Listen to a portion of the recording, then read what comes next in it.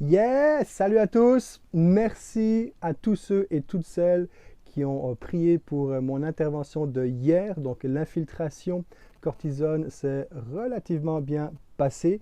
Donc, un gros merci. On va attendre d'ici les 48 prochaines heures, voir si ça fait effet.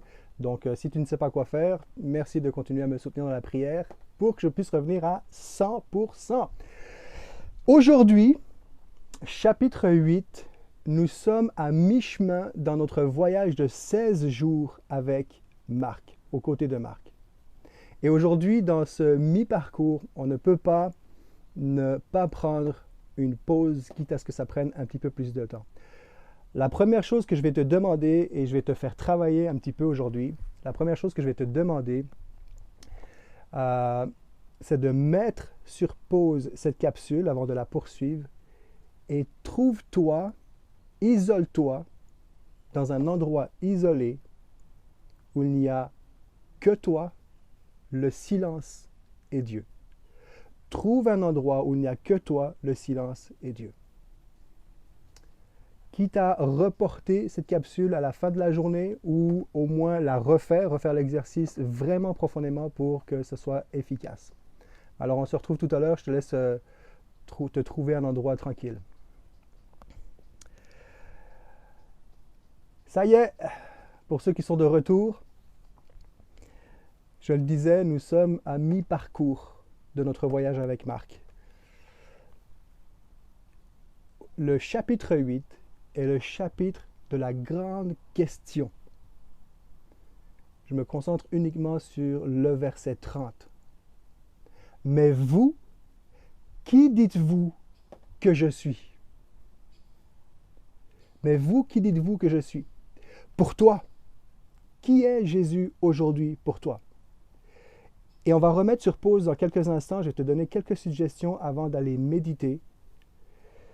Mais pose-toi, essaye de répondre le plus précisément à la question de Jésus. Non pas la réponse toute faite pour avoir lu et connu le chapitre 8 ou parce que tu connais bien ta Bible. Non pas la bonne réponse, mais la vraie réponse. Il y a des personnes qui vont dire, par exemple, pour moi, Jésus, c'est un demi-dieu. C'est pas la bonne réponse, mais pour cette personne-là, c'est la vraie réponse. Entre hier et aujourd'hui, j'ai fait cet exercice. Et évidemment, on connaît le contexte. On l'a mentionné, Jésus est venu asseoir sa filialité en tant que Fils de Dieu, sa divinité, sa suprématie. On le sait tout ça. On comprend très bien qu'il y a un contexte bien particulier lorsque Jésus adresse cette question à ses disciples. Mais je t'invite à laisser retentir à nouveau, comme pour la première fois, à la lumière de ton parcours personnel avec Jésus, aujourd'hui, quelle réponse donnes-tu à la question de Jésus? Moi, entre hier et aujourd'hui, j'ai fait cet exercice-là et il y a quelque chose de très profond. Pour certaines personnes, ou à certains moments, Jésus est un guérisseur. Pour toi qui es en plein cheminement spirituel, c'est peut-être presque un inconnu. Est-ce qu'il est un guérisseur, un inconnu ou presque, un bon penseur, un philosophe, un prophète, un prédicateur, un communicateur, un enseignant, un révolutionnaire, un prêtre, un roi, un berger, un médiateur, un intercesseur, quelqu'un qui répond à tes prières, un psychologue, un pédagogue, un influenceur, un demi-dieu, un imposteur, un leader religieux, un célèbre personnage historique? Pose-toi la question et donne la vraie réponse en ce qui te concerne, toi, aujourd'hui, face à Jésus. Mets sur pause et prends le temps nécessaire pour vraiment méditer et aller au fond de toi et te poser la question en toute sincérité. On se retrouve dans quelques instants.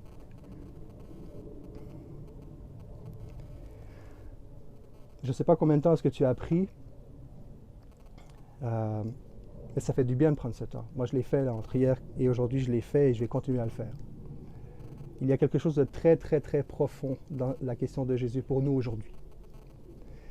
La définition ou la réponse que tu donnes à propos de Jésus indique et révèle en grande partie le type de relation que tu as, que j'ai avec Jésus.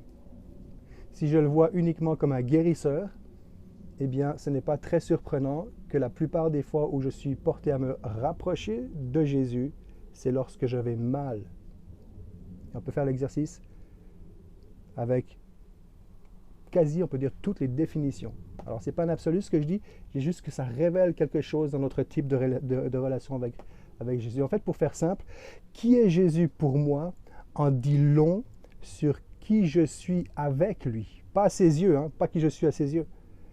Mais qui est Jésus pour moi en dit long sur qui je suis avec lui.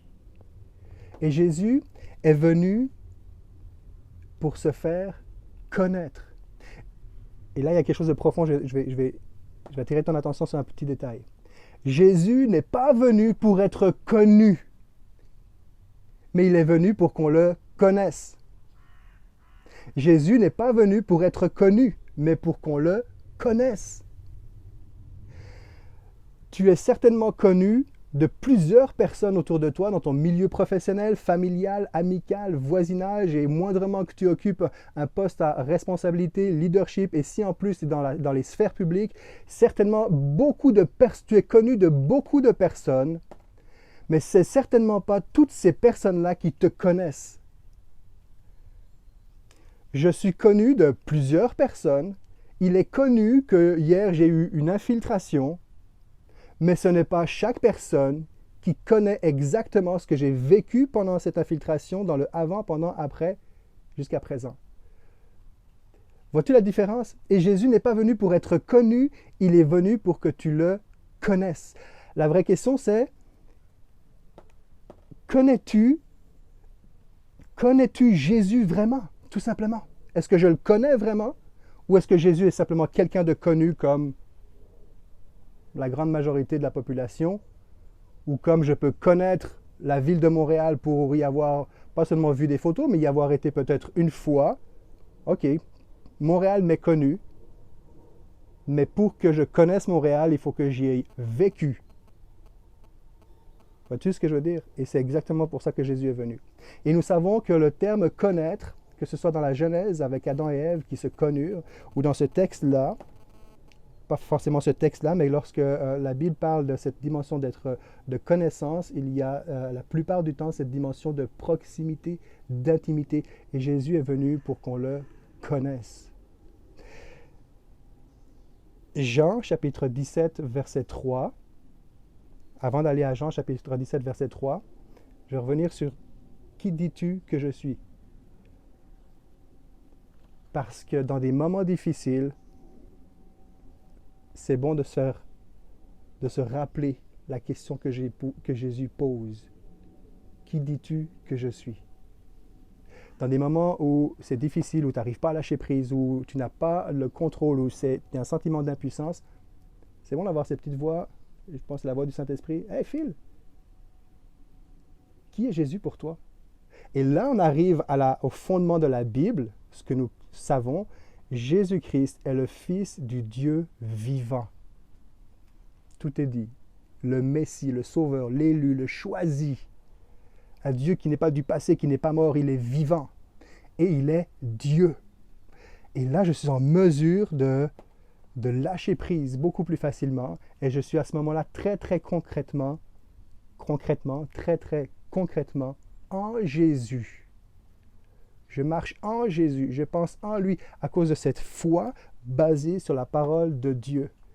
Mais de donner la vraie réponse plutôt que la bonne réponse aide à affiner, à peaufiner, à approfondir l'authenticité, la proximité de ma relation avec ce Dieu mort en Jésus-Christ sur la croix pour mes péchés. Jean chapitre 17, verset 3 nous dira « Or la vie éternelle » Donc, c'est la prière de Jésus juste avant qu'il s'en aille au ciel. C'est sa dernière prière. Il s'adresse à son Père céleste. « Or, la vie éternelle consiste à te connaître, toi, le Dieu unique et véritable, et celui que tu as envoyé, Jésus-Christ. » La vie éternelle n'est pas seulement une destination, un lieu, un endroit. La vie éternelle, c'est un état. Et Jésus dit, « Or, la vie éternelle, c'est te connaître, toi, donc son Père, le Dieu unique, ainsi que celui que tu as envoyé. » Et là, il parle de lui. Et Jésus Dieu veut en Jésus cette proximité avec toi. Alors que le chapitre de la grande question devienne pour toi et pour moi le chapitre de la grande réponse à Jésus. Je te souhaite une bonne journée. On se retrouve demain et tu peux poursuivre ces temps de méditation. Écris, laisse monter en toi ce que cette question éveille en toi et tu vas voir, ça va changer énormément de choses. C'est juste extraordinaire. Tu vas voir,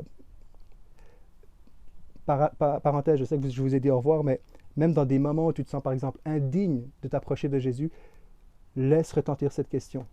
Qui dis-tu que je suis? Qui dis-tu que je suis? Tu es Jésus-Christ le Sauveur, le Fils du Dieu vivant. Et là, il pourrait te poser la question, alors, qu'est-ce qui t'empêche de t'approcher à nouveau de moi? Viens mon enfant, je vais prendre soin de toi. Je vais parler à ton cœur. Allez, ciao, ciao.